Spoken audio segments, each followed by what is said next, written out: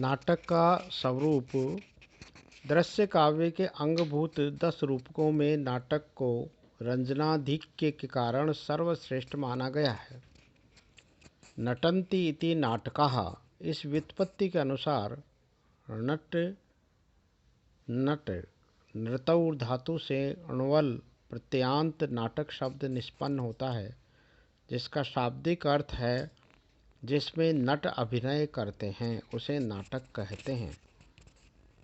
नाट्य दर्पण में नाटक का पारिभाषिक अर्थ देते हुए कहा गया है कि जो विचित्र प्रकार से मनोरंजकों के द्वारा सामाजिकों के हृदय को नचा दे वह नाटक कहलाता है। नाटकम इति नाटयति विचित्र रंजना प्रवेशेन सभ्यानाम हृदयम नर्तयतीति नाटकम। 10 रूपककार आचार्य धनंजय ने नाटक का लक्षण इस प्रकार दिया है। अवस्थानुकृतिर नाट्यम रूपम दर्शयतोच्यते रूपकम तत्समारोपात 10 धीव रसास्त्रियम, अर्थात काव्य में वर्णित धीरोदात्तादि नायकों की अवस्थाओं के अनुकरण अर्थात अभिनय के द्वारा एक रूपता प्राप्त कर लेना ही नाट्य कहलाता है। रस, कथा, वस्तु एवं नाट्य पर आश्रित ये रूपक 10 प्रकार का होता है।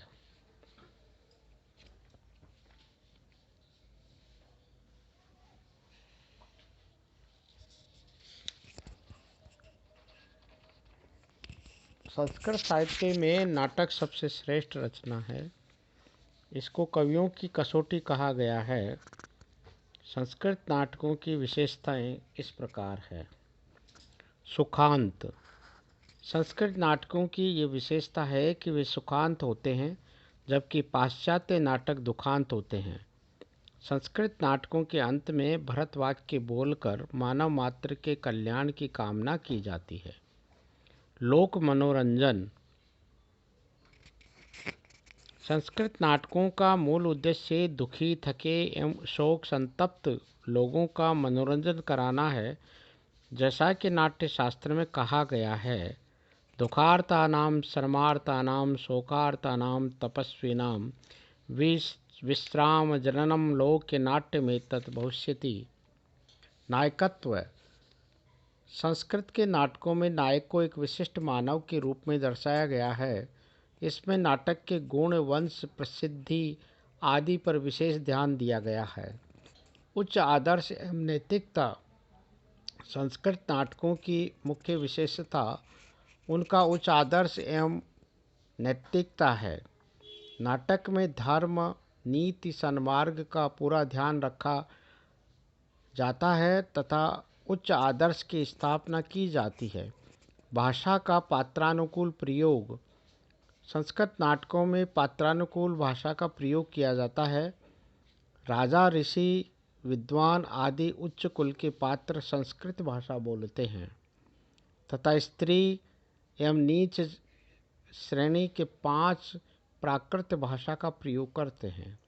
वस्तु, नेता एवं रस की प्रधानता। संस्कृत नाटकों में कथा वस्तु, नायक नायिका तथा रस का मुख्य रूप से ध्यान रखा जाता है।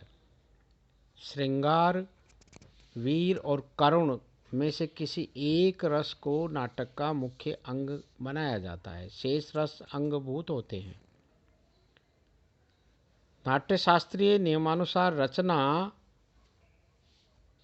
संस्कृत नाटकों की रचना मनमाने ढंग से न होकर नाट्यशास्त्रीय नियमानुसार की जाती है। नाटक में नांदी, प्रस्तावना, विस्कंभक, प्रवेशक आदि का यथास्थान प्रयोग किया जाता है। विदूषक। संस्कृत नाटकों की मुख्य विशेषता विदूषक के रूप में स्वीकार्य है कि नायक का मित्र होता है तथा कथानक को मनोरंजन बनाने के लिए हास्य की भूमिका निभाता है। प्रकृति से तादात्म्य स्थापित करना संस्कृत नाटकों की अपनी विशेषता है। प्रकृति मानवों की चिरसहगामिनी है, सुख दुख में साथ देती है, अतः उसके साथ निकटता का संबंध स्थापित कराना नाटक की विशेषता है। अंकों में विभाजन। संस्कृत नाटक अंकों में विभाजित होते हैं। प्रत्येक नाटक के कम से कम 5, अधिक से अधिक 10 अंक होते हैं। अंक की समाप्ति पर रंगमंच पूरी तरह खाली हो जाता है। यथास्थान अभिनय संकेतों का निर्देश है।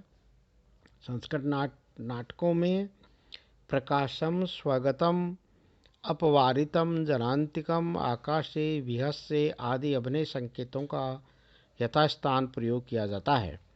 अभिनय के योग्य संस्कृत नाटक अभिनय के योग्य होते हैं। इनको रंगमंच पर आसानी से खेला जाता है। इस दृष्टि से संस्कृत का अभिज्ञान शाकुंतलम नाटक विश्व में श्रेष्ठ है। अतः इन कथनों से यह स्पष्ट होता है कि संस्कृत नाट्य विश्व साहित्य में सब तरह से श्रेष्ठ है। वे जनता जनार्दन को लुभाने वाले, दुख दर्दों को मिटाने वाले तथा जीवन की एक विशेष प्रकार की आनंदानुभूति कराने वाले होते हैं।